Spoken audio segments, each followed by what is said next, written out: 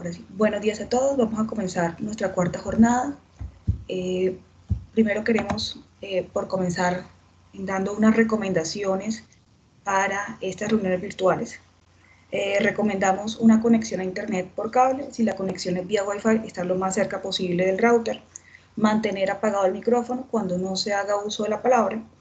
Para el espacio de preguntas, le solicitamos de su amable colaboración de usar la funcionalidad de levantar la mano para que de esta manera el moderador conozca su deseo de participar en la sesión, realizar intervenciones que sean concretas, que permitan hacer entender el propósito de su intervención. El chat se utilizará como foro de discusión.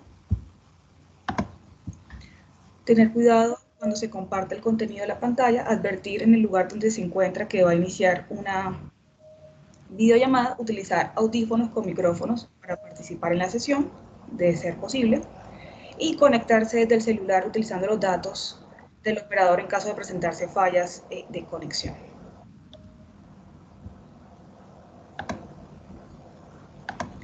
En primer lugar, pues queremos agradecerle su participación. Ya contamos con 105 asistentes e igualmente a nuestro comité de capacitaciones, que ha hecho un esfuerzo bastante grande en compartir y fortalecer el conocimiento de los aspectos básicos y técnicos del seguro de transporte de mercancías en Colombia. En esta ocasión vamos a tratar el tema de la indemnización en el seguro de transporte. Vamos a iniciar con el tema de la ocurrencia, cuantía y liquidación. Para este tema tendremos 40 minutos dispuestos. Primero contaremos con la participación de Sura, que buscará responder las preguntas de cómo se demuestra la ocurrencia, cómo se demuestra la cuantía y cómo se demuestra el cumplimiento de las garantías. Para esto tendremos 15 minutos. Posteriormente continuará Estado con 25 minutos, donde tratará los diferentes sublímites pactados en el seguro de transporte, que operan dentro del límite máximo de responsabilidad por despacho. Siguiendo con la pregunta si la aseguradora puede renunciar a la aplicación de infraseguro o seguro insuficiente y en qué casos. Posteriormente continuaremos con Previsora, quien tratará los aspectos jurídicos asociados a la responsabilidad y normas inaplicables, es decir, cuáles son los eximientes de responsabilidad del transportador cuando sucede una pérdida o daño de la mercancía, y cuáles son las cláusulas inaplicables al seguro de transporte. Posteriormente continuaremos con Estado, que tratará el tema de objeciones, para responder las preguntas de cuáles son los motivos de una compañía aseguradora para hacer objeción, cuáles son los tiempos que tiene una compañía aseguradora para hacer objeción, puede existir objeciones parciales y en qué evento, para lo cual dispondrá de 15 minutos, y finalmente el tema de prescripción, que también lo tratará Estado, que buscará tratar los temas de cuáles son las formas de interrumpir la prescripción, si una aseguradora presenta la liquidación de la pérdida a su asegurado y este nunca contesta o se pronuncia sobre el mismo, en qué tiempo prescribiría, y tratará pues un tema también práctico si el último día de prescripción ordinaria del asegurado alega toda la información y documentos que le fueron solicitados por la aseguradora para analizar y definir el caso, pero el analista solo puede verlo 5 días después, entonces se indemniza o se objeta por prescripción. Les quería consultar si están viendo la presentación. Sí, señora. En este momento se acaba de dejar de proyectar. De pronto podríamos intentar otra vez, Stephanie. Sí, se cayó. Ajá. Un segundito, por favor. Dale.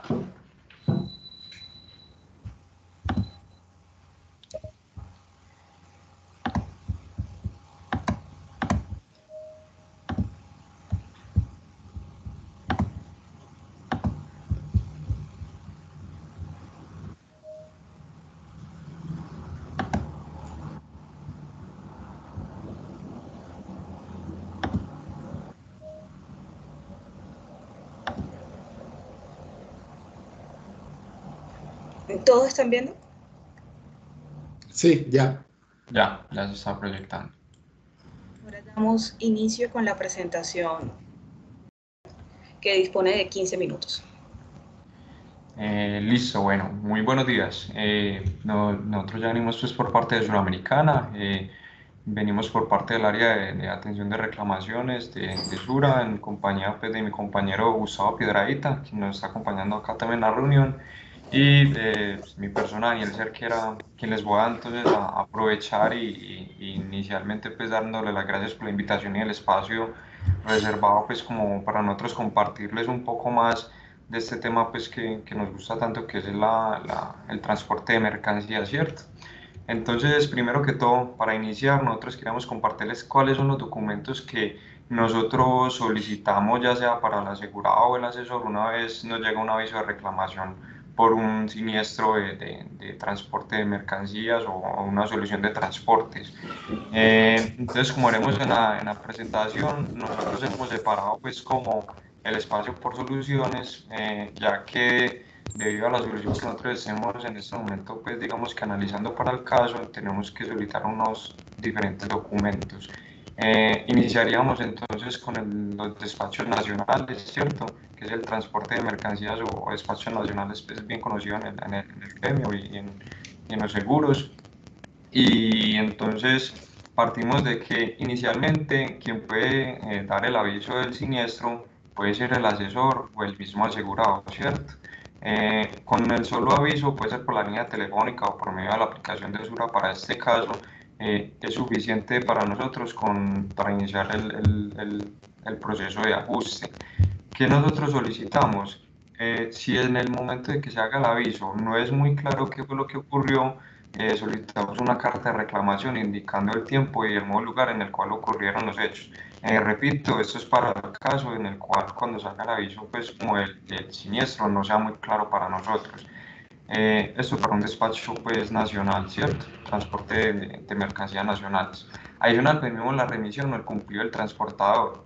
¿Qué es la remisión o el cumplido del transportador? Es ese documento que indica que se va a iniciar pues, el desplazamiento por medio de una empresa transportadora y dice pues, qué es lo que se va a transportar. Eso es como un soporte que se tienen los transportadores, en este caso pues, los vehículos de carga, y en caso tal de que los paren pues, como en el transporte del punto A al punto B dentro del territorio nacional, es un soporte que indica qué es lo que se está llevando.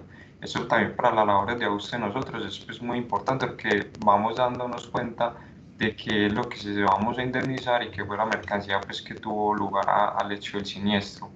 Adicional, también solicitamos el manifiesto de carga. ¿Qué es el manifiesto? Este es el contrato entre la empresa legalmente constituida con el generador y es el que registra cuál es el valor declarado y cuánto fue el costo del flete. Este ya es como una versión de la remisión, pero un poco más explícita de qué es lo que se lleva y tiene un poco más de información de cuánto es el costo de lo que se lleva la mercancía, de cuánto fue lo que se pactó con la empresa transportadora para transportar la mercancía al punto A, al punto B. Es un poco más amplio y este documento también lo solicitamos pues como para ir dándonos cuenta de cuánto fue el valor de la mercancía pues que está en objeto de indemnización, ¿cierto? También solicitamos pues, la copia del denuncio penal cuando es un evento de hurto, para ir formalizando pues todo y ir dando también, revisando, viendo qué documentos pues y que eso esté concorde a la carta de reclamación y al aviso, ¿cierto? También solicitamos la factura comercial de la mercancía y el precio de la mercancía avalado por el contador o el revisor fiscal de la empresa. Este punto es muy clave, ya que el precio costo de la mercancía debemos de identificarlo porque pues, Suramericana no indemniza a precio de venta, en el caso dado de un generador de carga, ¿cierto? Ya que nosotros pues, no podemos pagar pues, como esa utilidad que se está logrando por medio de la venta del generador y realmente pues, nosotros tenemos que basarnos en los costos avalados pues, por el contador de la empresa. También solicitamos la cuenta de los fletes cancelados hasta el punto en el cual ocurrió el evento del siniestro.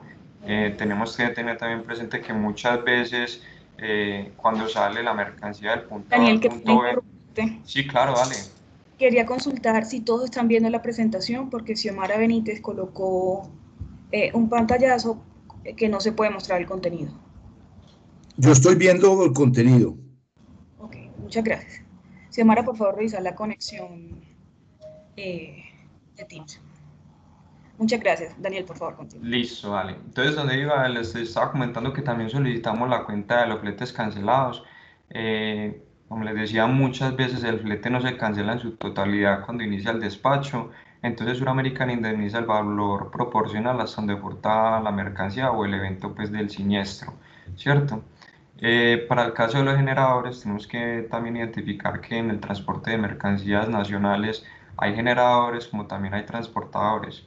Los generadores son, pues, como bien lo dice su palabra, el que genera la mercancía y el que tiene la necesidad de que una empresa transportadora le transporte su mercancía del punto A al punto B.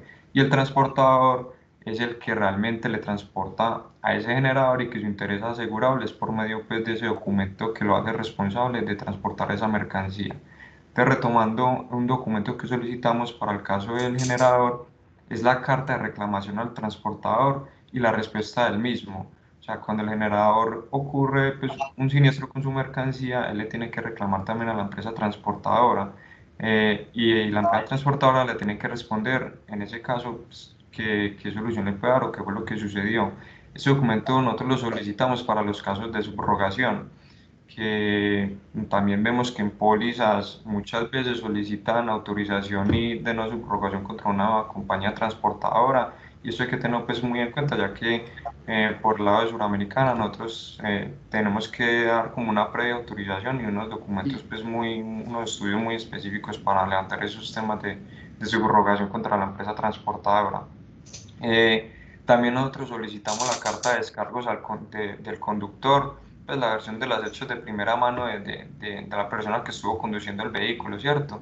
Esto es siempre y cuando el conductor cuente, pues, con un contrato con la empresa transportadora, pues, como empleado. Vale aclarar, pues, este tema.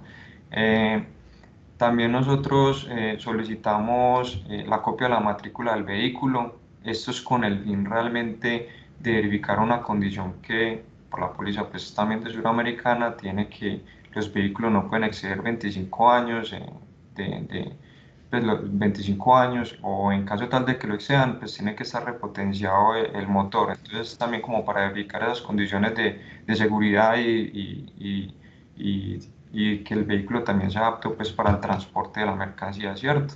Adicional también solicitamos, pues, como el croquis o el informe de tránsito o de las autoridades competentes frente al evento ocurrido. Esto en caso tal de que sea un accidente de tránsito o demás. Y si fue, pues, un accidente en el cual pues, las autoridades competentes disponen del salvamento o se llevó para un lugar para salvaguardarlo, también que nos informe qué proporción fue la que quedó para nosotros ya iniciar, pues, también como una vez la indemnizada, disponer del mismo. Como les digo, acabamos de enumerar, pues, como muchos documentos que no necesariamente todos los requerimos para el momento del siniestro. Cada siniestro ya, pues, como sus condiciones y su casuística, y dependiendo de cómo se desarrolle, pues, como el evento, solicitamos todos o, no, o solo unos, pues, necesariamente, ¿cierto? Entonces igual les estaba, pues, como enumerando en general. Esto era para los despachos, pues, nacionales o transportes de mercancías. Ahora, pues, vamos a pasar por un tema un poco más amplio y que entiendo, pues, que en otra jornada se habla un poco más, que incluye, pues, términos psicotécnicos y demás, y sería ya como las importaciones. Para las importaciones tenemos que tener presente que hay un trayecto interior y hay un trayecto exterior, al igual, pues, como viceversa, que sería para las exportaciones e importaciones. Entonces, partiríamos inicialmente desde el trayecto interior, donde nosotros también ahí ya sí solicitamos por parte del asegurado, pues, la factura comercial. Esto con el fin también de identificar, pues, el precio costo de la mercancía. Algo también muy importante que siempre solicitamos es la lista de empaque. ¿Cuál es la lista de empaque? Este es un documento que le permite, pues, a todas las personas involucradas en el trámite de la exportación identificar las mercancías. Esto dice, pues, la cantidad exacta de artículos o contenidos en una de las cajas o en el tipo de embalaje utilizado. Pues pueden ser bultos, envases, costales. En este contenedor van tantas cajas y en estas cajas van tantos de estos productos, ¿cierto? Entonces esa es como la lista de empaque. También solicitamos la cuenta de los fletes pagados, pues, en el exterior, la cuenta de los fletes pagados en el interior, y otro documento muy importante adicional a la lista de empaque es el BL o la guía aérea, que son, pues, realmente los contratos de transportes que tiene el asegurado con la empresa, pues ya puede ser en este caso una naviera, por el medio del cual se hace responsable de transportar esa mercancía. También nosotros solicitamos para el caso de los transportes marítimos la edad de la embarcación, al igual pues que en el transporte pues, de mercancías terrestres, que los vehículos no pueden exceder pues 25 años, también tenemos pues como unas condiciones para las embarcaciones, ¿cierto? También solicitamos la declaración de la importación, ¿cierto? Que este es cuando se nacionaliza la mercancía y pues debemos de tener en cuenta que Suramericana en este caso únicamente tiene en cuenta es el valor del arancel y en caso de que no se pueda descontar el IVA del asegurado, pues lo debe de certificar por medio del revisor fiscal de la empresa. Otro documento que nosotros también solicitamos es la remisión o el cumplido del transportador terrestre y el manifiesto de carga. Al igual pues la remisión como en el transporte, ahorita que les comenté del transporte terrestre. Daniel, Sí, sí, claro. discúlpame un segundito, yo hago una acotación ahí. Cuando vos hablas de Dale. los aranceles, Sí. habla Gustavo Piedradita del área de siniestros también, mucho gusto. Eh, ¿Por qué nosotros mencionamos lo de los aranceles? Porque por lo general los asegurados, y es muy importante que lo sepa pues el área de ventas y suscripción, que por lo general cuando hacen la declaración de la importación, ellos tienen en cuenta toda la declaración de importación, inclusive IVA. Entonces ellos nos están pagando mucho más primas, por lo que el día que vamos a liquidar el siniestro no le vamos a tener en cuenta hasta que él lo certifique.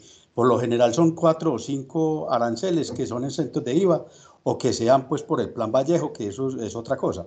Pero es muy importante que declaren únicamente el arancel y que no estén pagando primas por lo que nunca le va, porque eso lo que trae es un reproceso de estar pidiendo que le devolvamos primas por lo que no debió haber pagado.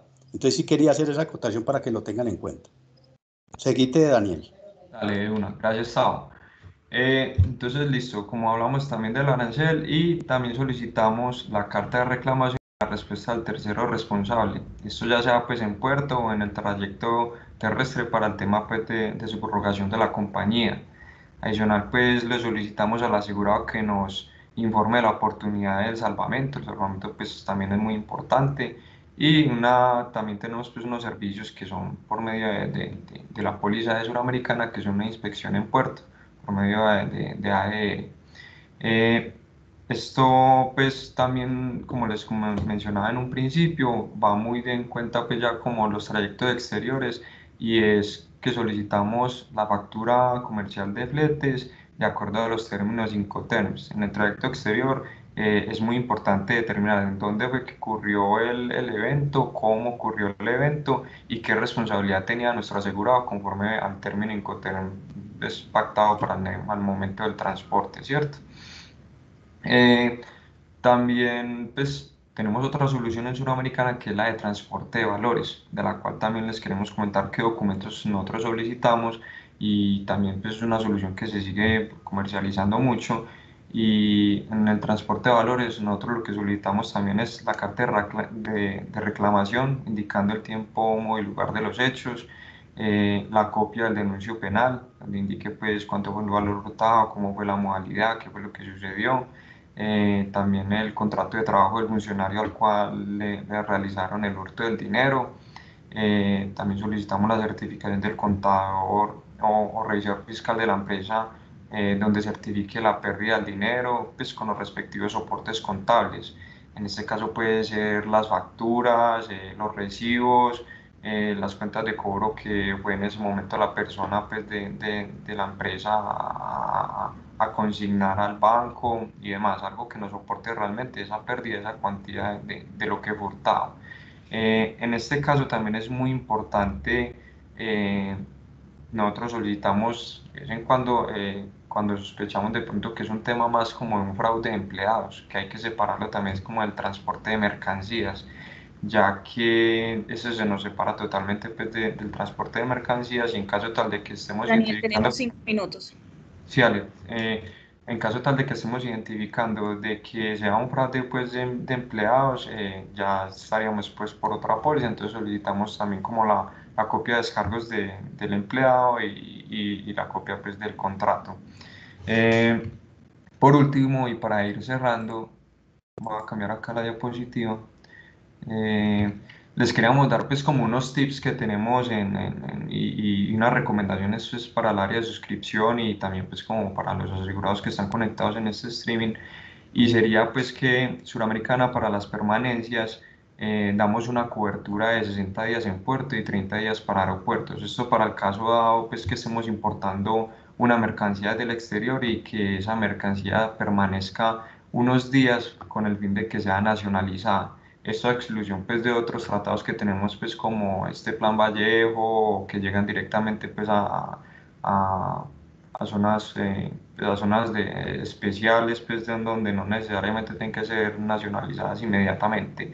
Le solicitamos pues y le recordamos que en dado caso de que estos días que nosotros damos cobertura automática de esos 60 días, esos 30 días para aeropuertos, cuando los vayan a exceder nos deben un aviso formal por medio pues, de un correo, ya sea al área de suscripción, para que nosotros estemos al tanto de lo mismo, ¿cierto? También les queríamos pues como indicar que cuando las autoridades competentes obligan a abrir un contenedor y en caso dado pues rompen el sello con el fin de inspeccionar y verificar qué tipo de mercancías es por solicitud de ellos, estén como presentes y realicen pues como registro fotográfico de qué fue lo que rompieron, de cómo fue que manipularon la mercancía, ya que nosotros pues también tenemos pues como unas exclusiones a veces de los actos de autoridad y también sus consecuenciales, entonces pues como estar presente y tomar como todo el debido registro fotográfico cuando se haga esto. También les queríamos comentar del auxilio del transporte, mal llamado pues que por ahí lo reconocen y le dicen lucro cesante, que realmente no es un lucro cesante, sino que es un auxilio que Suramericana brinda pues al asegurado y es un 10% sobre el total de la pérdida, descontando pues como el deducible. Y importante también mencionarles que cuando es mercancía que es importada y de sus características muy especiales, puede ser una máquina o un equipo médico de un alto costo. Recuerden pues que por el tema pues de ADR, de Sura, tiene un acompañamiento y tenemos pues como todo el personal dispuesto para acompañarlos en una inspección en los principales puertos del país. Eh, pues listo, era pues como eso, también pues como recalcarles mucho la importancia del valor declarado en el manifiesto, donde se pueda demostrar pues que es que realmente lo que está declarado en el manifiesto de la mercancía es realmente sobre lo que nosotros nos basamos para indemnizar, y si declaran menos en ese manifiesto sobre el valor real de la mercancía, pues nosotros nos basamos realmente en ese valor. Entonces por favor que seamos como muy cuidadosos en ese valor y espero no vayamos a tener pues en una mala pues o digamos que un fin no muy feliz en el momento de la indemnización. Eso era pues como los documentos general que tenemos nosotros en un tema de indemnización. Como vuelvo y le repito, no necesariamente son todos, sino que el caso va dando cuenta de cuáles son los que vamos requiriendo para el fin del ajuste. Muchas gracias. Muchas gracias, Daniel y Gustavo de Sura. Ahora continuamos con el doctor Jorge de Estado, que nos va a hablar sobre los límites y sublímites. Y también después va a hablar acerca si la aseguradora puede renunciar a la aplicación de infraseguro o seguro insuficiente. Para esto tiene 25 minutos. Ok, gracias, Estefan. Bueno, mi nombre es Jorge Mario Gómez, soy gerente nacional de transporte de seguros del Estado. Entonces yo vengo a comentarles más o menos el tema de los límites y los sublímites que se tienen en las pólizas. Entonces, en las pólizas por lo general siempre establecemos un límite por despacho, dependiendo, digamos, del monto y dependiendo del tipo de mercancía que se quiera asegurar. Vamos a tener, digamos, en este caso un ejemplo de un límite asegurado por despacho de 150 millones de pesos. Esa es la máxima responsabilidad que puede tener una compañía de seguros en caso de siniestro, por cada despacho que tenga asegurado. Es decir, en ninguno de los casos, digamos, contractualmente estaría obligada a pagar un dinero adicional por lo que es pérdida de mercancía. Entonces, estamos hablando de que tenemos un valor asegurado por despacho, una mercancía que costaba 70 millones de pesos, más unos gastos de nacionalización de 14.500 y unos fletes y seguros de 6.200.000. Esto es todo lógicamente a manera de ejemplo, no es que tenga que ser, digamos, una camisa de fuerza ni que tenga que ser así. Lo que nos da, digamos, un costo de mercancía, un costo de pérdida de 90.700.000 pesos. menos un deducible de 4.535.000, digamos que eso nos daría una base de pérdida de algo así cercano a los 95.400.000. A eso le sumamos el lucro cesante que se tenga establecido en la póliza. Este lucro cesante siempre es en exceso del valor asegurado que nosotros tengamos. Lo mismo que los gastos adicionales, siempre y cuando se aplauden dentro de la cobertura. Estos dos amparos, lo que es el lucro cesante y los gastos adicionales, siempre son en exceso del valor asegurado. Por lo general, casi todas las compañías de seguros lo que hacemos es que el lucro cesante no requiere demostración, simplemente es un 10% del valor de la pérdida y listo. En cambio, los gastos adicionales sí tienen que ser demostrados. ¿Por qué? Porque los gastos adicionales son precisamente esos gastos en los que incurre el asegurado, adicionales para poder obtener otra vez su mercancía, otra vez puesta en el sitio donde se supone que ocurrió el incidente. Entonces vamos a poner el ejemplo de una compañía que fabrica neveras, y esas neveras tienen unos vidrios, y esos vidrios los importan desde algún país en Europa. Resulta que cuando llegan los vidrios aquí a destino final, llegan rotos algunos. Entonces, ¿qué le toca hacer el asegurado? Pues conseguir los mismos vidrios, pero localmente, lo que le indica pues que le pueden salir un poco más costosos que los importados. Entonces, esa diferencia entre la importación de los vidrios y la compra de los nacionales es lo que se llama gastos adicionales. Entonces, por eso les digo que esos sí los tendrían que demostrar. Ok.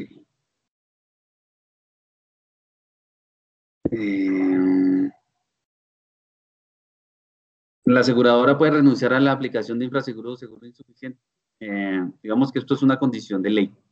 Por lo general, las condiciones de ley esas están establecidas en el Código de Comercio y son derechos que adquiere la compañía de seguros, y esos derechos por lo general son irrenunciables. Salvo pues que efectivamente se pongan de acuerdo entre asegurado y aseguradora para que efectivamente esa aplicación no se dé. Pero por lo general, estos son temas de ley que son irrenunciables. Aquí tenemos, digamos, un caso de aplicación de infraseguro. Tenemos un valor asegurado de 50 millones de pesos, una mercancía que vale 48.500.000, más unos gastos de nacionalización de 5 millones de pesos y unos fletes y seguros de 6.200.000, lo que nos da un costo de mercancía de 59.700.000, lo cual es superior al límite asegurado por despacho, que son 50.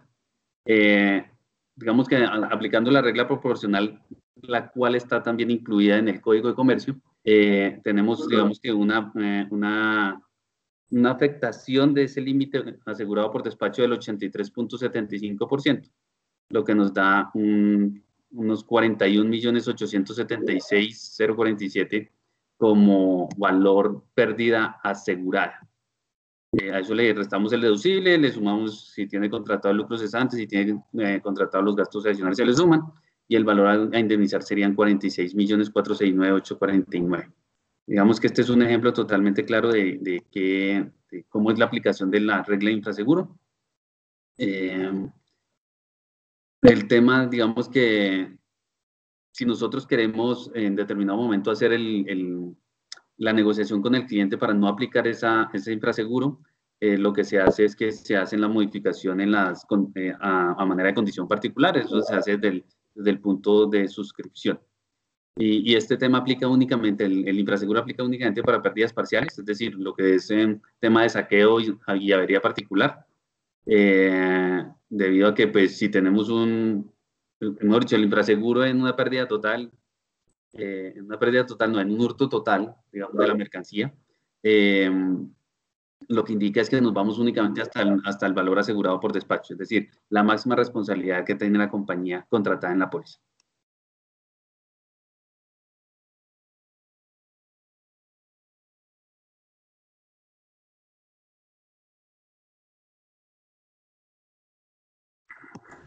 Muchas gracias, doctor Jorge. Continuamos ahora con la sección de responsabilidad y normas inaplicables, que estará a cargo del doctor Jorge también.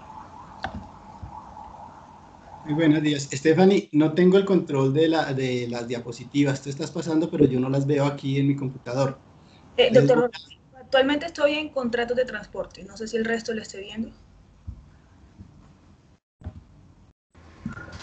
Sí, señora, Sí, estamos en señora. esa presentación. No, yo voy a utilizar mi presentación Sí, y la voy. tú vas pasando las diapositivas Sí, a señor. medida que vamos avanzando en la presentación. Entonces, muy buenos días a todos, colegas y amigos.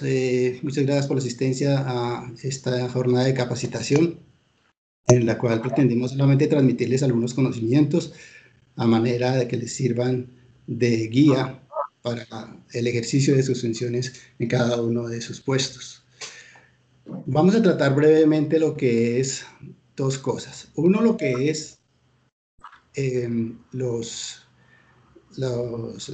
eximentes de responsabilidad del transportador, y otro, lo que es las cláusulas inaplicables que reza el Código de Comercio.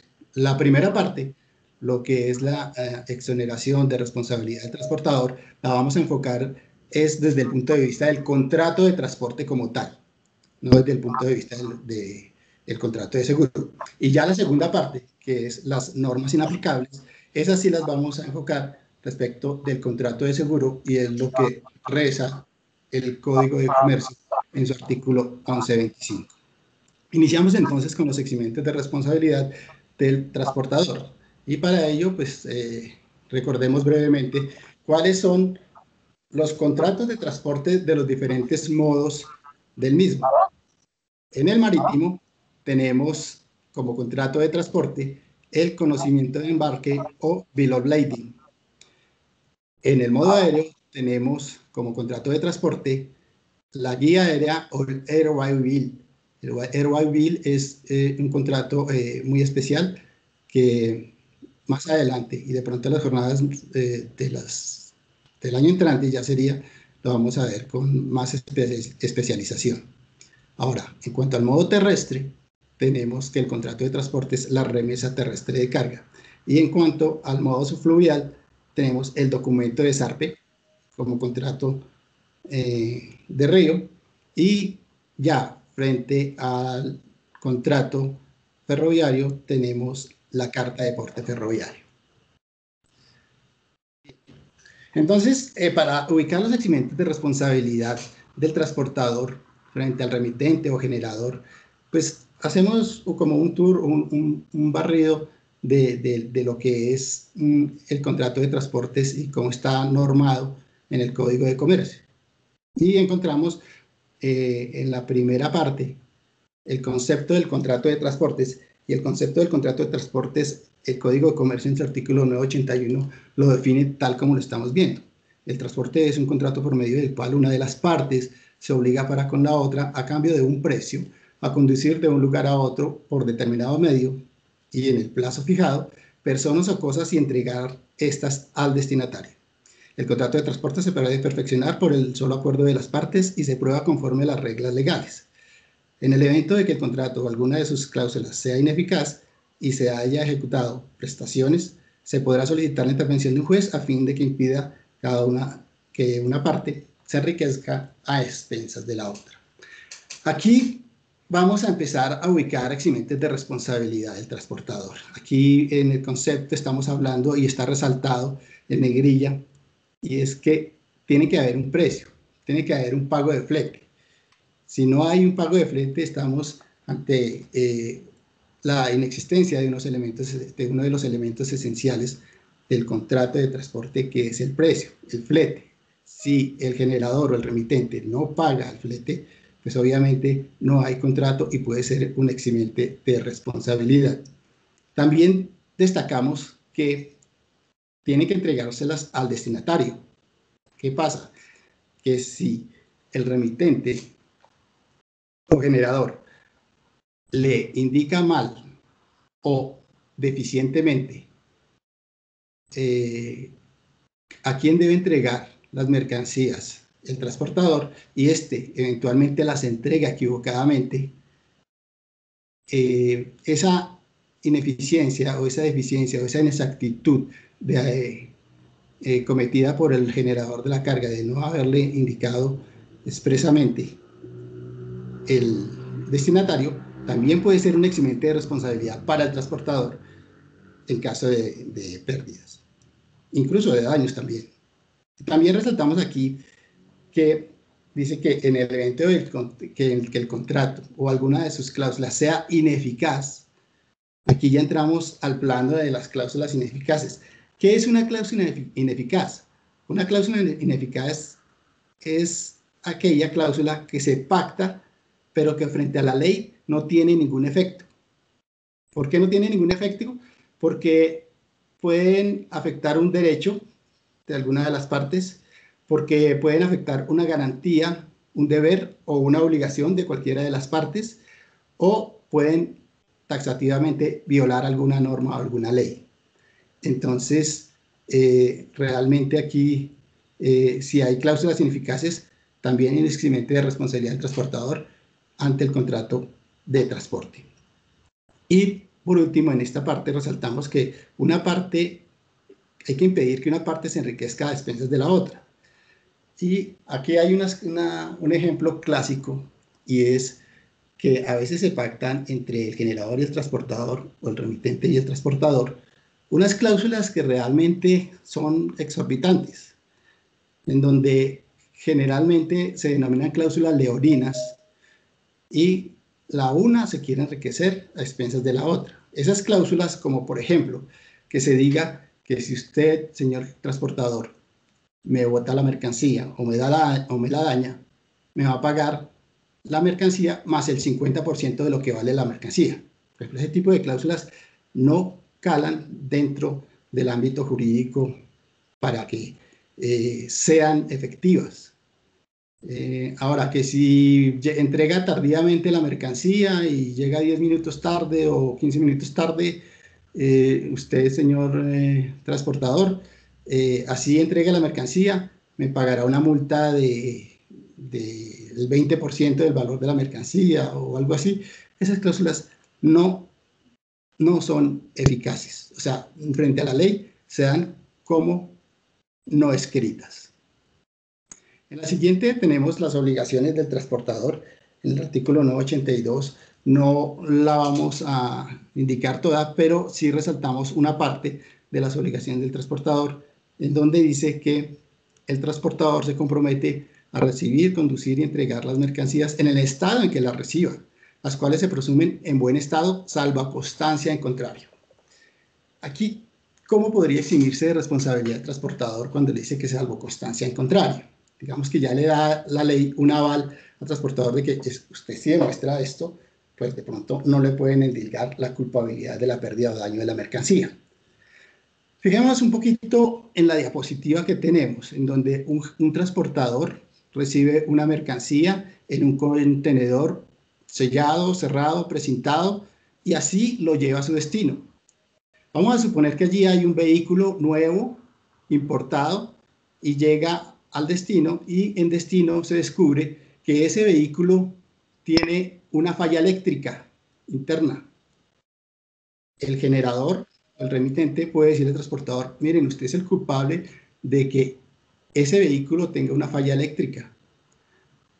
Obviamente, el transportador puede eximirse de responsabilidad si le demuestra que esa mercancía, primero, la recibió sellada y la entregó en ese mismo estado, y segundo, que no hubo ningún golpe que presagie que hubo una mala manipulación de la mercancía y que condujo a un daño eléctrico. En ese caso, pues obviamente es un eximente de responsabilidad para con el transportador porque demostró lo contrario. Ya en el artículo 992 del Código de Comercio, la ley expresamente indica cuáles son los eximentes de responsabilidad del transportador. Y le dice al transportador: señor transportador, usted puede exonerarse parcial o totalmente por la inejecución, ejecución defectuosa o la tardanza en sus obligaciones, pero para ello usted debe reunir algunos requisitos. ¿Cuáles son esos requisitos? Señor transportador, usted tiene que probar que la causa del daño le fue extraña. El ejemplo que coloqué anteriormente nos sirve claramente de esta exhibición de responsabilidad. el daño me fue extraño. Esa falla eléctrica en el carro no fue culpa mía.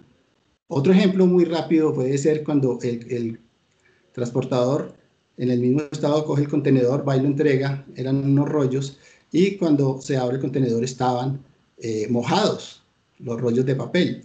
Esos rollos de papel, inmediatamente el generador le indilga la culpa y el transportador puede decir, señor, no fue culpa mía porque hicimos una prueba química en donde demuestra que el agua que mojó los rollos fue agua salada. Luego, si fue agua salada, significa que el daño ocurrió en el trayecto marítimo, más no en el terrestre. Y así demuestra que el daño le fue extraño. El vicio propio o inherente de la cosa transportada también es un eximiente de responsabilidad. Y el vicio propio se puede dar por pérdida de peso, pérdida de volumen, pérdida de presentación, por su propia naturaleza. Algunas de mercancías tienen estas características y al demostrar el transportador que no fue culpa de él que la mercancía haya perdido peso, volumen o presentación, también es eximiente de responsabilidad. Pero también la ley dice, y si usted demuestra que adoptó todas las medidas razonables para evitar el perjuicio o agravación, señor, usted puede eventualmente tener un eximiente de responsabilidad. Es decir, que el generador de la carga o remitente le dijo que embalara de determinada forma, que empacara de determinada forma, que cumpliera con los protocolos de acompañamiento vehicular o con los protocolos de escolta, y él hizo absolutamente todo, que llegara, que esperara, que pernotara, y él hizo absolutamente todo. Pero, faltándole una cuadra para entregar la mercancía, llegaron 50 hombres armados y lo intimidaron, y ante eso, pues, realmente no pudo hacer absolutamente nada. Es un acto de irresistibilidad en donde podía eventualmente ser un eximente de responsabilidad. ¿Por qué digo que podría ser eventualmente un eximente de responsabilidad? Porque él puede decir, yo tomé todas las medidas razonables para evitar el perjuicio o la agravación del riesgo, pero obviamente el generador de la carga va a decir, pero es que yo le entregué a usted las mercancías en un estado y usted no las entregó. Y ahí puede haber una acción en contrario de lo que diga el transportador, y eso se va a algún juicio que lo determinará un juez de si es o no responsable el transportador en ese caso. Pero también le dice la ley al transportador, si usted viola alguna norma, usted no cumple estrictamente con lo que se comprometió, entonces se considera que usted tiene culpa. No hay eximente que lo salve. Si usted incumple cualquier cosa de lo que fue comprometido, señor, usted tiene que responder por la pérdida o daño en su integridad. Similarmente, aquí las cláusulas del contrato que impliquen la exoneración total o parcial del transportador de sus obligaciones o responsabilidades no producirán ningún efecto.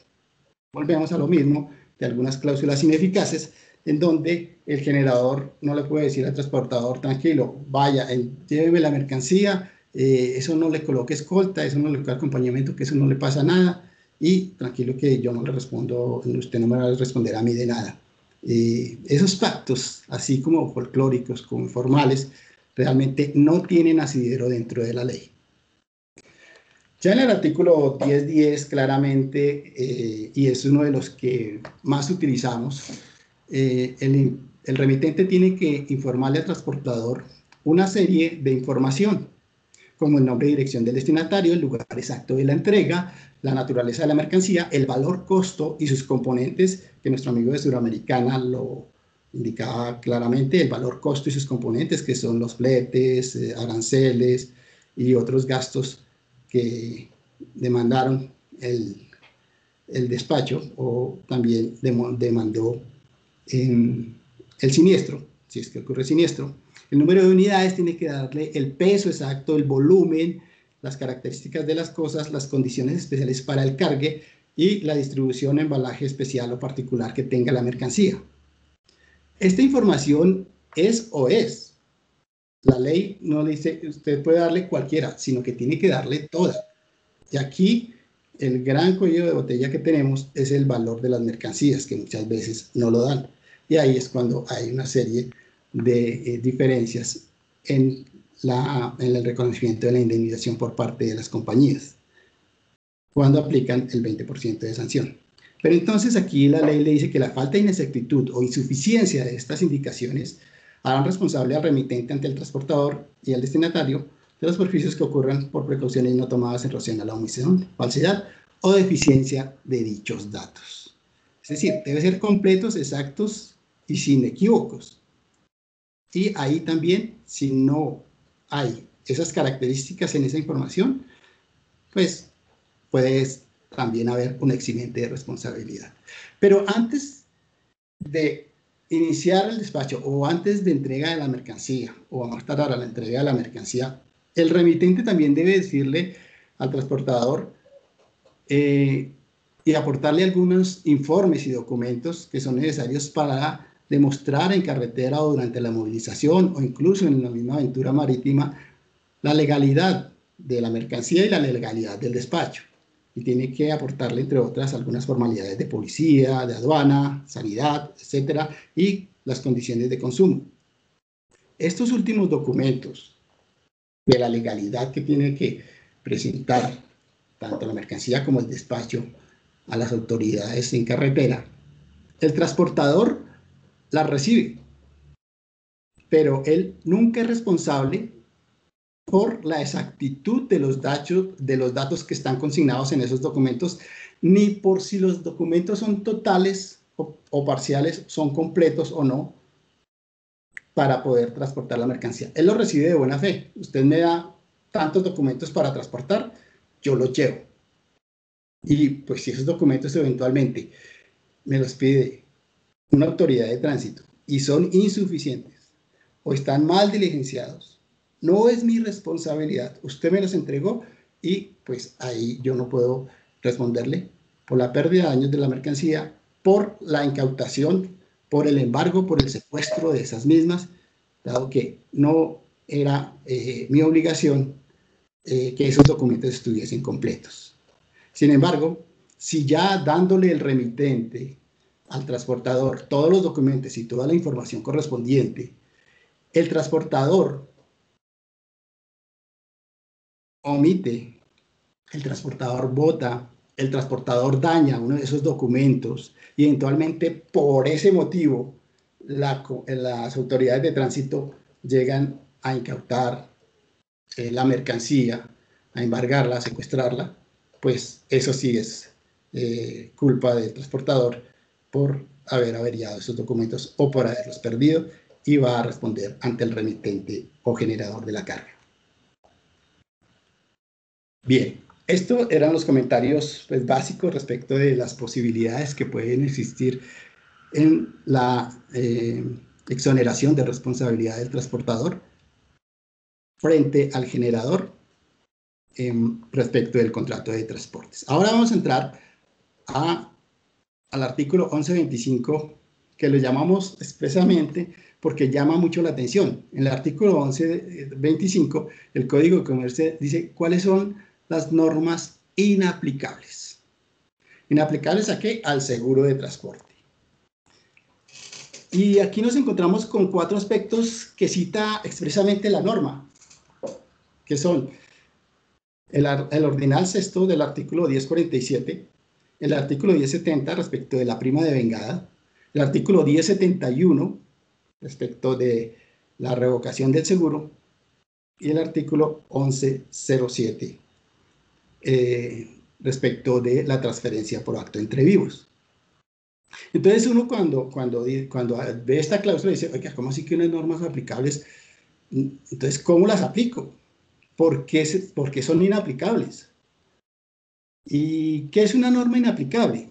Una norma inaplicable simplemente es aquella que está dentro de la ley, está escrita, pero que por determinadas circunstancias no son aplicables parcial o totalmente ¿a qué?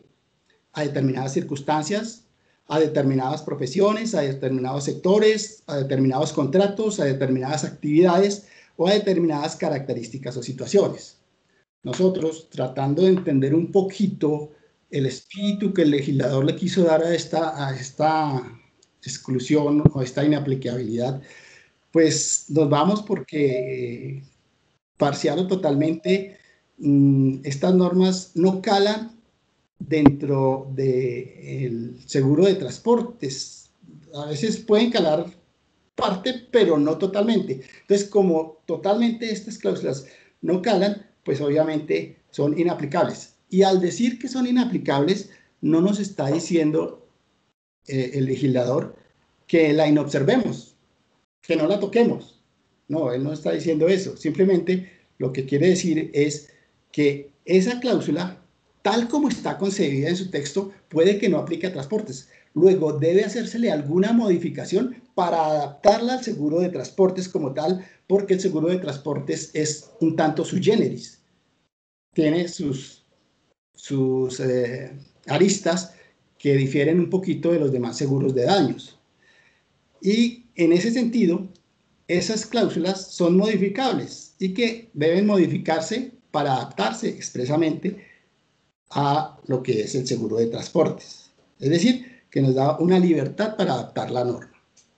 Empecemos rápidamente por el artículo 1070, cálculo de la prima de vengada. Y de pronto no me voy a detener aquí a analizar toda la norma y sus consecuencias, sino básicamente tratar de entender un poco por qué es inaplicable, cuál es la base de su inaplicabilidad. Obviamente, pueden haber muchas más teorías, pueden haber otras en contrario, y pues ustedes saben que en temas de seguros y temas de normatividad pueden haber muchas interpretaciones. Esta es la interpretación que nosotros queremos transmitirles a ustedes de qué le damos a estas cláusulas inaplicables que dice el contrato, y lo entendemos así. En primer lugar, el cálculo de la prima de vengada. Voy a hacer una introducción inicial con respecto a la prima de vengada en transportes y voy a hacer una comparación con el seguro de incendio. En el seguro de incendio tenemos unos bienes que son constantes. Tenemos un edificio asegurado, tenemos un valor asegurado de un edificio que, mal que bien, por su índice variable, siempre va a permanecer en ese estado. Va a permanecer inmóvil, quieto, va a tener un valor asegurado siempre fijo y va a tener una prima, porque muy difícilmente el riesgo va a cambiar. Entonces se puede calcular una prima anual. A diferencia de transportes, fíjense que los riesgos en transportes no son un edificio fijo, son despachos de mercancías, son movimientos de mercancías que difieren día a día, mes a mes, en donde el riesgo de hoy es diferente al de mañana y el riesgo de este mes es diferente al del otro mes. Y tal vez cada mes es diferente en cuanto a la magnitud de riesgo y no es un riesgo estático, es un riesgo variable. Y así como es un riesgo variable, pues su prima también es variable. Y la prima de vengada, pues, ¿cómo la calculamos? Nosotros calculamos una prima en transportes es con base en unos supuestos futuros.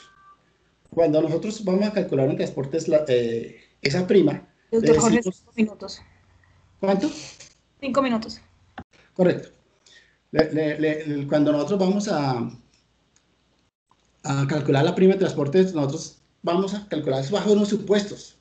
Creo que voy a hacer esto. Proyecto hacer tanto.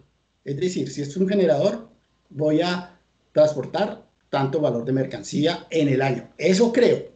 Al final del año miramos. Fíjese que en incendios sí, al final del año sabemos que es exacto.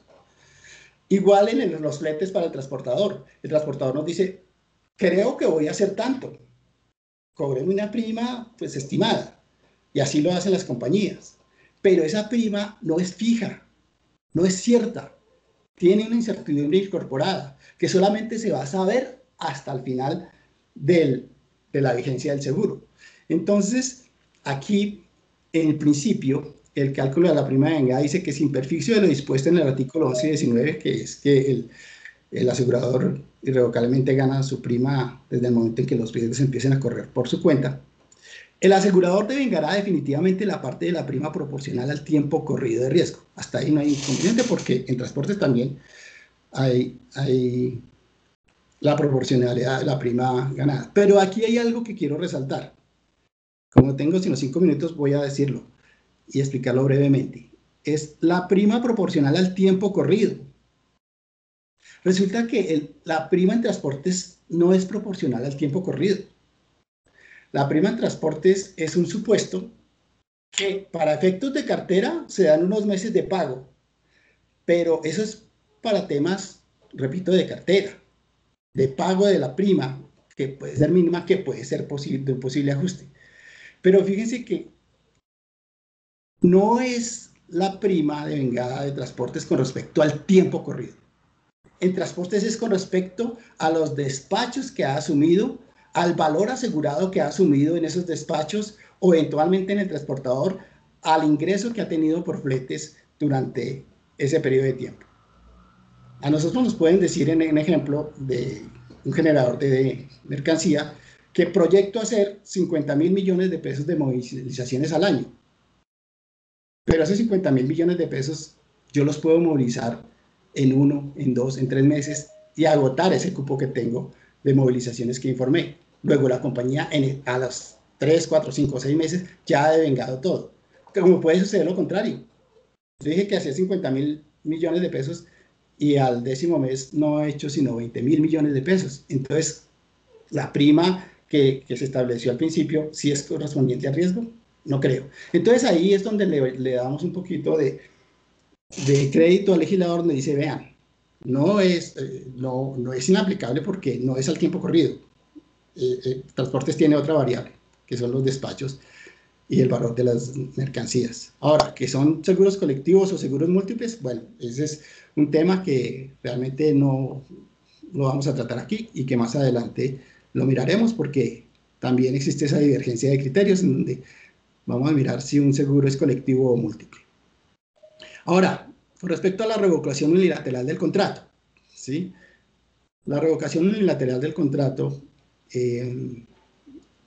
para no leer todo, básicamente lo que dice es, venga, si usted tiene que responder por todo el contrato, pero cualquiera de las partes puede revocarlo unilateralmente.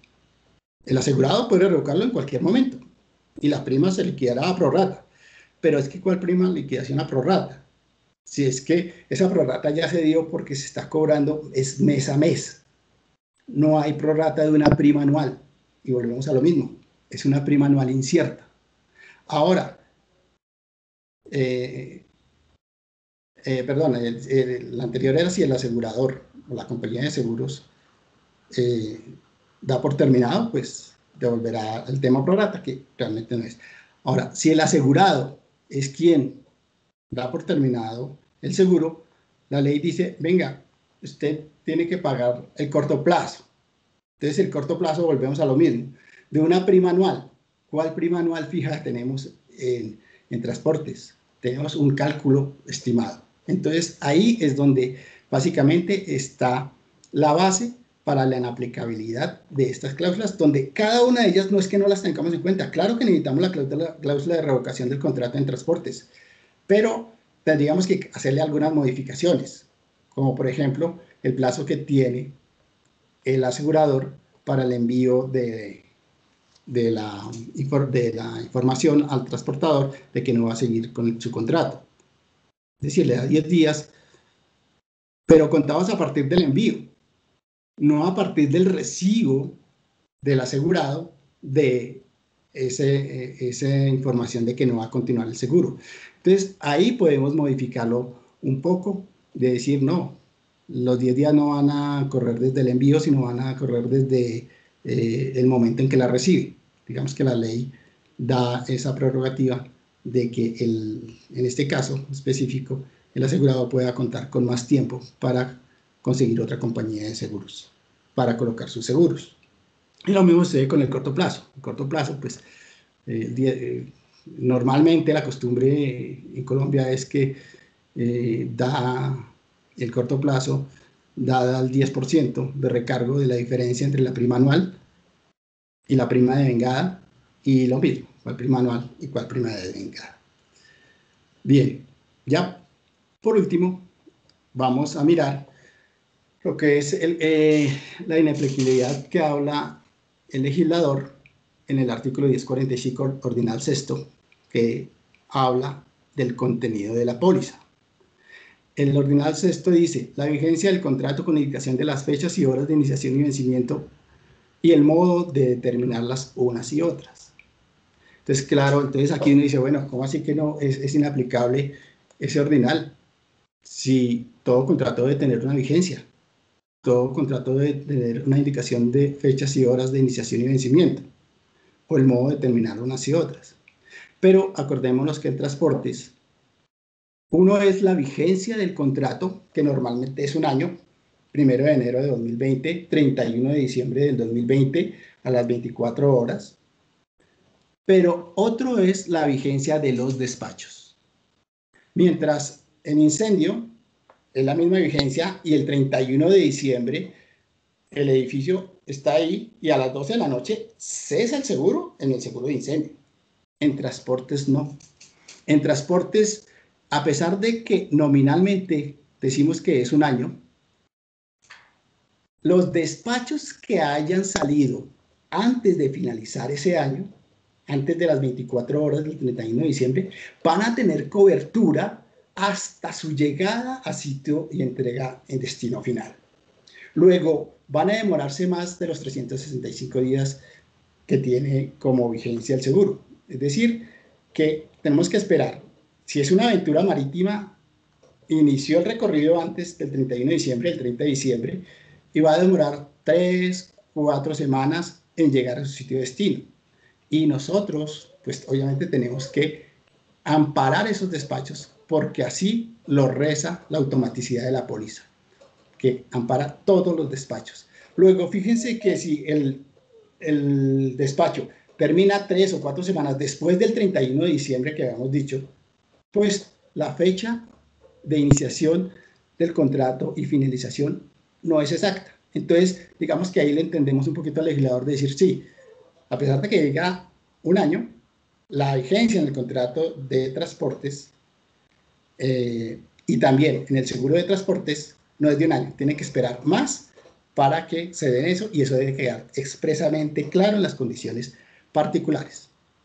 Y por último, la transferencia por acto entre vivos, que dice, oiga, venga, si usted traspasa el bien, lo vende, pues usted ya no tiene interés asegurable. Y si no tiene interés asegurable, pues no hay póliza, no hay seguro, porque el interés asegurable es uno de los elementos esenciales del contrato de seguro. En incendio, si yo vendo el edificio, listo, hice una transferencia por acto entre vivos y le digo a la compañía en 10 días, vean, vendí mi edificio, ya no hay seguro, y pues digamos que también se puede mirar si se continúa o no, pero digamos que ahí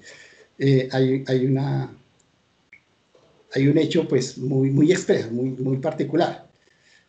Y dice, bueno, si usted transfiere la propiedad, pues avísale a la compañía 10 días y eventualmente si no le avisa, pues obviamente no hay seguro. Y lo mismo sucede en el seguro de automóviles. Si yo vendo el carro, ya no hay interés asegurable. Pero es que en transportes no hay transferencia, porque es que el solo ejercicio del despacho que estamos haciendo, la movilización que estamos haciendo, está tipificando y legalizando esa transferencia en tiempo real de acto entre vivos. Yo como generador estoy vendiendo mi mercancía y se la voy a entregar al comprador, se la envío. Entonces, ahí hay una transferencia por acto entre vivos que ya se está dando. No tengo que esperar 10 días para decirle en cada despacho a la aseguradora, ¿sabe qué?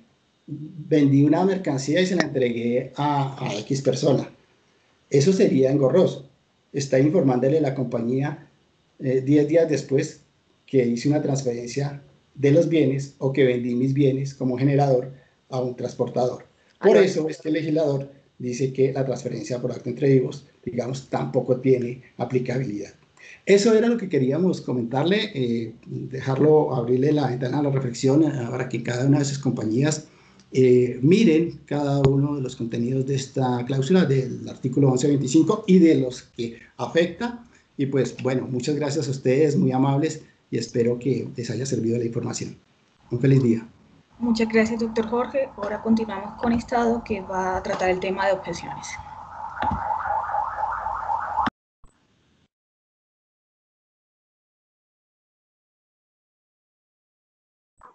Stephanie, ¿cómo es tu la presentación? ¿La pongo yo?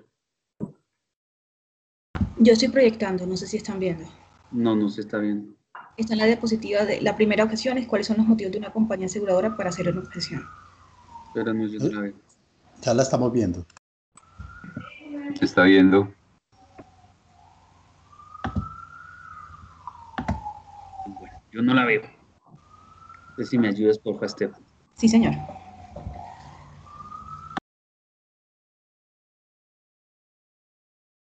Bueno, entonces, ¿cuáles son los motivos que puede tener una compañía aseguradora para hacer una objeción? Pues el primero y el más básico de absolutamente todos es la inexistencia de uno de los 4 elementos esenciales del contrato de seguro. Entonces, digamos que para recordarles un poquito, los 4 elementos esenciales del contrato de seguro son el pago de la prima, está el interés asegurable, está la obligación que tiene la compañía de seguros de, lógicamente, responder por el siniestro, y lo que es el riesgo asegurable, ¿cierto? Entonces, si efectivamente tenemos que hace falta uno de estos 4 elementos esenciales, pues simplemente la compañía de seguros se objeta al siniestro. Vamos a poner un ejemplo. Que nosotros digamos que tenemos una póliza de transporte en la cual tenemos amparada una compañía manufacturera y resulta que nos hacen una reclamación por dinero. Pues si tenemos una póliza de transporte de mercancías, pues el dinero está excluido, pues obviamente, digamos, ahí entraría, digamos, el tema de la objeción. No traslado del riesgo. Es decir, nosotros tenemos unas pólizas, digamos que muchas compañías las tratan como flotantes, es decir, y en la automaticidad se da el tema. Nosotros aseguramos una serie de riesgos en los cuales el asegurado nos traslada en el mes anterior y nos los avisa, digamos, este mes, por decir algo. Estamos en octubre, estamos asegurando todas las movilizaciones de un asegurado del mes de septiembre y resulta que justo precisamente esa movilización que no nos reportaron es la del siniestro. Entonces, como no nos trasladaron el riesgo, no nos avisaron a nosotros que ese riesgo automáticamente lo teníamos cubierto, pues se da el motivo de la objeción. El otro es el cambio de estado del riesgo sin previo aviso a la aseguradora. Podemos tener, digamos, el caso en que aseguremos una importación en la cual en un principio nos habían dicho que era aérea marítima y resulta que la mandaron, aérea terrestre y resulta que la mandaron marítima terrestre. Lógicamente, al cambiar, digamos, el medio de transporte en el cual se supone que nosotros íbamos a asegurar una operación, pues ese es un cambio de estado en el riesgo sin que nos lo hubieran avisado, pues eso da lugar a objeción por parte de la compañía de seguros. ¿Pueden existir objeciones parciales? Sí, efectivamente pueden existir objeciones parciales cuando tenemos despachos combinados.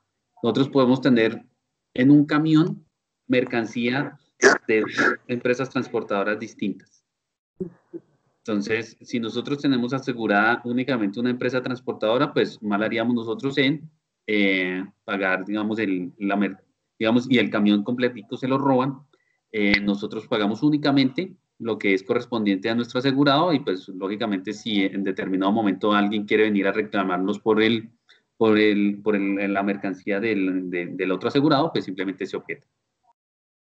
Cuando tenemos combinación de mercancías, nosotros, por decir algo, podemos tener una empresa productora de llantas y resulta que en un contenedor, en un contenedor que él traía llantas y traía computadores y los computadores estaban, digamos, no están incluidos dentro de la cobertura del asegurado. Entonces nosotros lo que hacemos es que pagamos las llantas que sí están incluidas dentro de la cobertura y objetamos por la reclamación de los computadores. Entonces ahí tenemos una objeción parcial. Y la reclamación es en exceso del valor costo de la mercancía. Es decir, a nosotros, digamos que cuando tenemos una mercancía que supera el límite por despacho autorizado en la póliza, nosotros lo que hacemos es que pagamos únicamente hasta el límite y objetamos lo que supera ese límite. Digamos que esas son eventos en los cuales las compañías de seguros pudiesen objetar parcialmente un siniestro.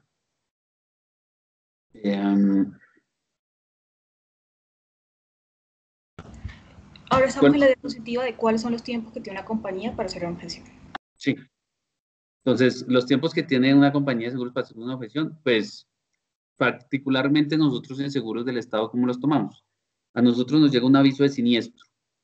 Y si con ese aviso de siniestro nosotros tenemos unos argumentos suficientes como para llegar a tomar la decisión de objetar un siniestro, pues nosotros lo hacemos dentro de, es decir, en un tiempo que no supere el mes después de que efectivamente nos llegue esa comunicación. En condiciones normales, nosotros, digamos que la gran mayoría de compañías de seguros, y por ley, eso está establecido en el artículo 1080 del Código de Comercio, nosotros como compañía de seguros tenemos un mes para responder positiva o negativamente frente a una reclamación por parte del asegurado. Entonces, eso quiere decir que si el asegurado a nosotros, con el aviso o con la posterior solicitud de documentos, nos demuestra causa y cuantía, y al demostrarnos causa y cuantía, digamos que nos encontramos ya con los argumentos suficientes como para objetar el siniestro, pues la idea es hacerlo en un tiempo no superior a un mes después de la demostración de causa y cuantía por parte del asegurado. A ver. Pues vamos para la prescripción. Entonces, la prescripción, digamos que existen varias formas de interrumpir la prescripción, y digamos que tenemos que tener totalmente claro dos conceptos. Una cosa es la interrupción de la prescripción y otra cosa es la suspensión de la acción de prescripción. Entonces, ¿cuándo se interrumpe la prescripción? De la única manera que se puede interrumpir la prescripción es cuando el asegurado nos demuestra causa y cuantía. Antes, lógicamente, de que se suceda la prescripción del contrato de seguro, que es de 2 años. Entonces, si el asegurado nos indica y nos demuestra causa y cuantía, inclusive el día anterior a que prescriba el contrato de seguro, digamos que ahí se interrumpe la prescripción y entraríamos nosotros, lógicamente, a responder por el siniestro. Otra cosa es la suspensión de la acción, de la suspensión de la prescripción. Entonces, muchas veces nosotros, digamos que desafortunadamente por discrepancias de criterios entre aseguradora y asegurado, digamos que el tema no se resuelve en buenos términos, sino que se llevan a instancias jurídicas o prejurídicas. Entonces, digamos, ya eso dentro de los 2 años que tiene el contrato de seguro para el tema. Entonces, si a nosotros nos demuestran causa y cuantía y nosotros efectivamente vemos que el tema, el siniestro o la reclamación es objeto de objeción, nosotros lo objetamos, el asegurado digamos que no está de acuerdo con la objeción e insiste en que nosotros lógicamente paguemos, él simplemente para suspender la prescripción del contrato de seguro, lo que hace es que solicita hace una solicitud de audiencia de conciliación. Cuando se hace la solicitud de audiencia de conciliación, se suspenden los términos. Estas audiencias de conciliación, por lo general, no pueden demorar más de 3 meses, o de lo contrario, se dan por fracasadas. Es decir, si no se llega, digamos, a una solución de común acuerdo dentro de la audiencia de conciliación. Es decir, si se llega a la conciliación, simplemente se paga, se interrumpe absolutamente todo, respondemos por el siniestro y digamos que todo muy bien. Si no se llega a un acuerdo, se da por fracasada dentro de ese lapso de 3 meses, y una vez se da por fracasada, vuelven y continúan los términos de prescripción que se tenían anteriormente. Entonces, vamos a poner un ejemplo. Si nosotros tenemos una reclamación que ya han pasado casi 2 años, que falta 1 semana para que prescriba, y resulta que ya se dio la audiencia de conciliación hace 2 meses, y se da por fracasada, entonces esa semana que le falta para la prescripción se empieza a contar a partir del momento en que el centro de conciliación da, digamos, el acta de fracaso de la audiencia, y corren esos 7 días de ahí para adelante. Si dentro de esos 7 días hacia adelante el asegurado no, digamos, interpone la correspondiente demanda, simplemente el tema le prescribe. Entonces, como para tener totalmente claro los términos. O simplemente se suspende la prescripción por algún tema de decreto gubernamental, es decir, que por decir algo, en Colombia sacan un decreto de conmoción civil, entonces lógicamente todo, absolutamente todo se detiene, inclusive digamos estos términos de prescripción, y hasta cuando no se acaba el estado de excepción, pues simplemente no continúa. Pero simplemente suspensión, no es interrupción. Lo único que le interrumpe es la demostración de causa y cuantía.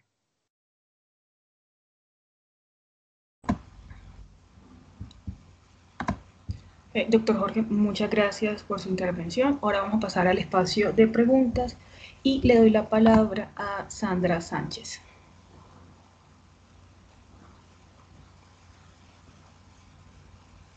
Sandra, ¿nos escuchas? Hola, Sanecicias. Pues es que era una pregunta puntual, como te escribí, sobre la liquidación, el ejemplo de liquidación de un siniestro que estábamos viendo hace un rato, y tenía la duda sobre el porcentaje de gastos adicionales, que decía 10%, y el porcentaje de lucro, también estaba en 10, pero eran valores diferentes. Entonces quisiera saber si es que el monto base se toma diferente en los dos casos. No se toman distintos. Lo que pasa es que acuérdate que son demostrados. Entonces, si tú puedes demostrar los gastos adicionales hasta máximo el 10% del valor de la pérdida. Si aquí demostraste únicamente 2,5 millones, pues simplemente en el ejemplo está, digamos, descrito de esa manera. Ok, o sea que ese porcentaje se aplica sobre los gastos demostrados, más no es un porcentaje adicional sobre el valor asegurado. Es un porcentaje adicional al valor asegurado. Ahí digamos que lo que se trata en ese ejemplo que nosotros dimos es que el paro está hasta por el 10% del valor de la pérdida, pero si tú logras demostrar, es decir, si los gastos adicionales en los que incurrió el asegurado son menores al 10%, pues simplemente, como en el ejemplo, son 2,5 millones. Pero digamos que el asegurado puede demostrar hasta máximo el valor de la pérdida. Ok, perfecto, me queda claro. Muchas gracias. ¿Vale? Muchas gracias. Ahora le doy la palabra a Luis Alfonso Ortiz Villalba.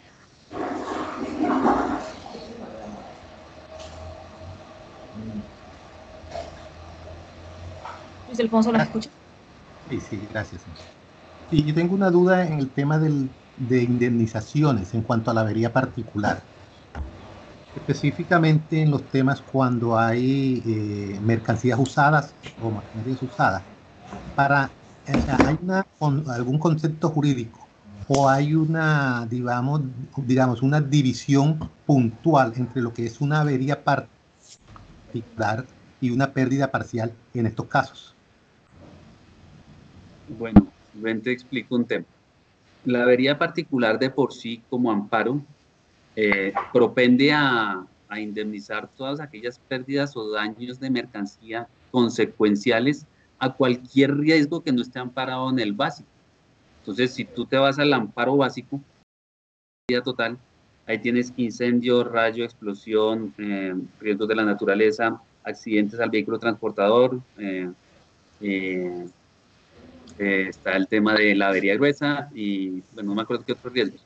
Entonces, avería particular es cualquiera de esos que no están incluidos allá. Entonces, se da el tema de que se moje la mercancía porque hay un hueco en el contenedor o porque con el movimiento del contenedor se pega la máquina por lado y lado. Mejor dicho, si la mercancía salió buena y llega dañada a su destino final sin haber ocurrido absolutamente nada excepcional en el transporte, ese es un típico caso de avería particular. El avería particular de por sí puede llegar a ser se puede terminar hasta por la pérdida total de la mercancía, es decir, que se haya dañado absolutamente todo. Caso, digamos que te puedo decir el caso de lo traemos buques graneleros y resulta que por temas de una tormenta, lo que sea, le entró agua a cualquiera de los compartimentos del buque, pues se pierde absolutamente todo el granel.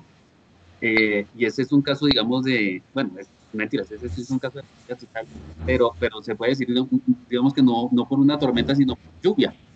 Entonces, no pasó absolutamente nada, sino que fue por tema de lluvia y un huequito que tenía el contenedor, pues no le entró el agua. Entonces, ese es un típico caso de avería particular que no tuvo nada que ver con el amparo básico, pero pues dañó absolutamente toda la mercancía.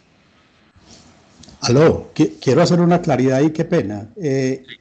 Cuando es mercancía usada, por lo general nosotros, por decir algo, maquinaria o alguna cosa, Suramericana no da avería particular. O sea, le damos el básico si hay un accidente, pero cuando hay avería particular, nosotros tratamos de no dar esa cobertura. Tiene que ser muy especial, pues, porque ya la máquina está usada, entonces se presta para muchas cosas.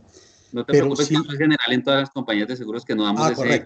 Correcto. Entonces nosotros lo que hacemos es no dar esa avería, pero si hay un accidente del vehículo o cualquier otra cobertura del básico, se lo pagamos. Exactamente. Entonces, ese es el otro tema. Si el camión se vuelca y se avería la mercancía, es decir, se daña un poquito, pues ese es un tema de volcamiento, va por el amparo básico. Exacto. Ok, queda claro, gracias. Continuamos con la pregunta de JC Molina 37. Buenos días, tengo una pregunta. ¿Qué pasa si en una reclamación el generador de carga no demuestra dónde se generó el daño de la mercancía, ya que solo tiene registros fotográficos de la entrega de la mercancía en puerto del transportador y su posterior recibo en sus bodegas? ¿Se debe pagar este siniestro cuando no es claro que el daño se dio entre el puerto de origen, la navegación y su llegada al puerto destino? Pues, si ustedes nos ponen ese caso en seguros del Estado, nosotros lo pagaríamos. Lo que pasa es que ahí es difícil demostrar y poder tener, digamos, una acción de recobro directa a alguien o a alguno de los transportadores que intervino dentro de la cadena logística. Es decir, si el daño ocurre, es decir, si se tiene evidencia de que la mercancía salió buena y llegó averiada, no se sabe por qué ni en dónde fue, pues la póliza a todas luces tiene la cobertura, se indemniza. Lo que pasa es que ahí compañía de seguros, pues no sabríamos a quién ejercerle la acción de recobro. Pero el tema es indemniza. Ahí lo que varía es que dependiendo del trayecto no tendríamos cómo detectar dónde fue el problema, ¿cierto? Pero entonces, ¿qué hacemos nosotros? Cogemos todo el trayecto, incluyendo la nacionalización y todo, porque cuando no tenemos esa certeza, siempre dimos a favor del asegurado, entonces lo liquidamos en el interior, pero si perdemos, ¿dónde podremos subrogarnos? Ese es el problema de eso. Así es. Ahora le doy la palabra a Mayra Ramírez.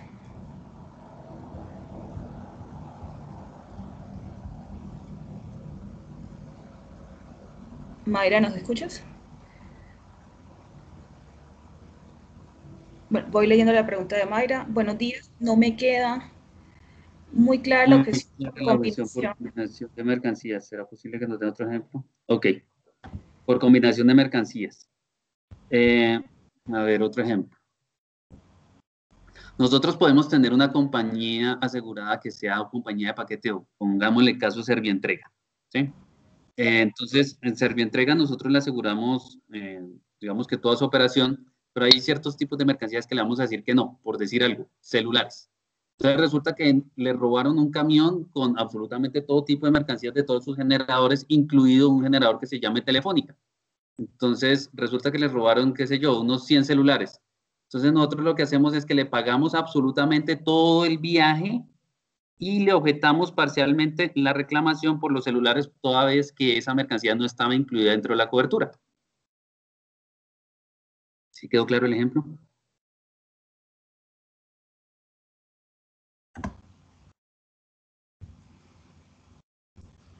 Bueno, Mayra no nos ha respondido. Continuamos con Fabián Peña. Buenos días, gracias. Me parece bien interesante el tema que acaban de tocar hace un instante. Mencionaba acerca de la duda donde eventualmente se hayan podido generar los daños a las mercancías versus la posibilidad de subrogación a un tercero responsable por esa pérdida.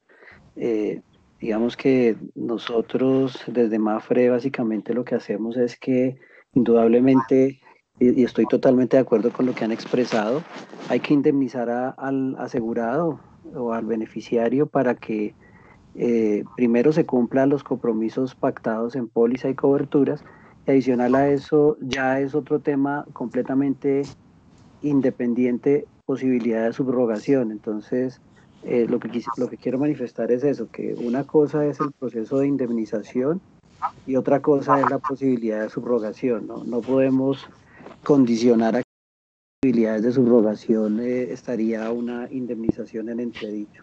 Totalmente de acuerdo. De acuerdo. Así es.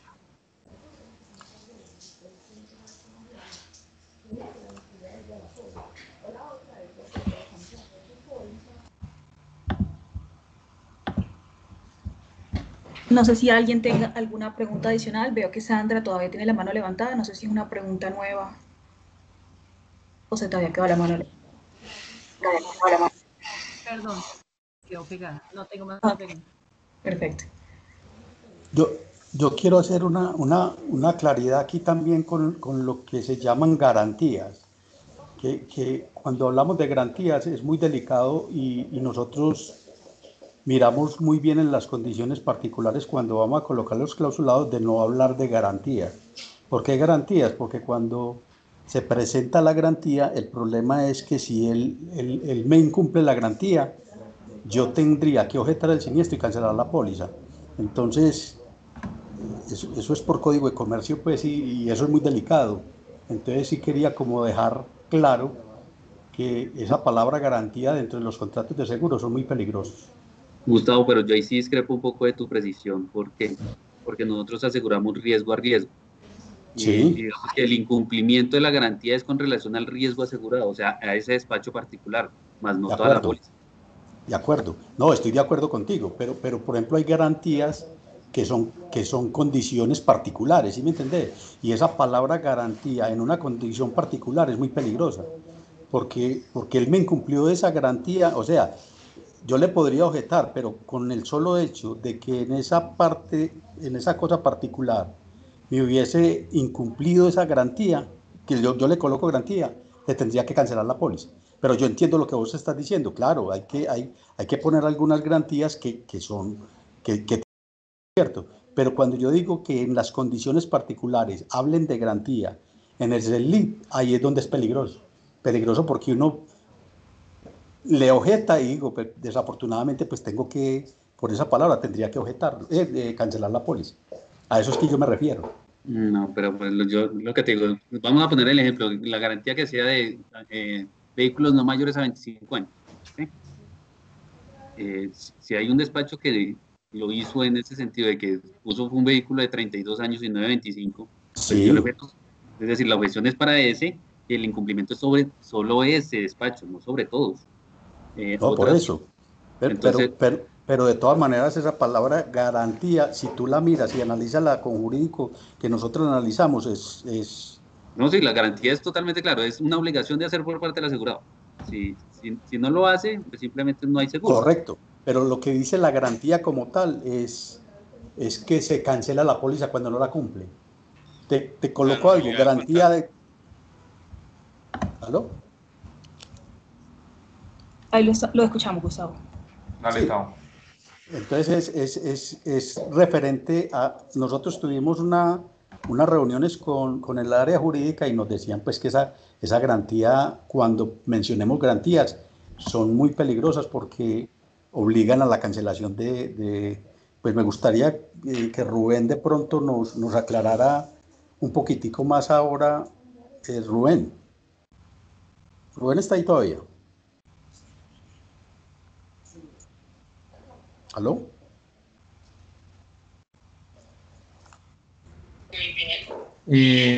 A ver, Gustavo, compañeros, ¿cómo están? Tal vez no está conectado Rubén, pero estoy yo, Leonardo González. Aquí, Leonardo.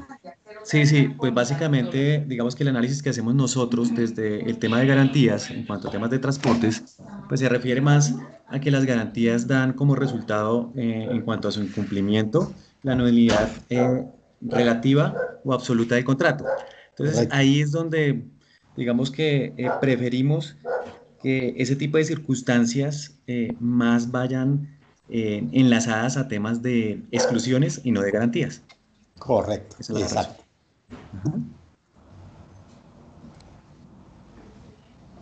Frente a lo que se está conversando, Olga Arango escribe, lo recomendable no es colocarlo como garantía, sino como exclusión, pues una garantía da nulidad al contrato. Correcto, total. Y Jenny Ballesteros, así es, da nulidad al contrato de seguros. No sé si alguien tenga alguna pregunta adicional, algún comentario que quiera realizar. Sandra levantó la mano.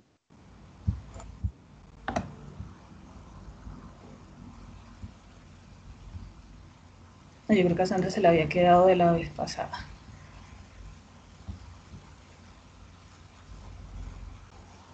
Bueno, damos por terminado nuestra cuarta jornada de capacitación, no sin antes agradecerle a nuestros expositores, así como al comité de capacitaciones que ha trabajado arduamente en todos estos espacios. Muchas gracias a todos por su asistencia.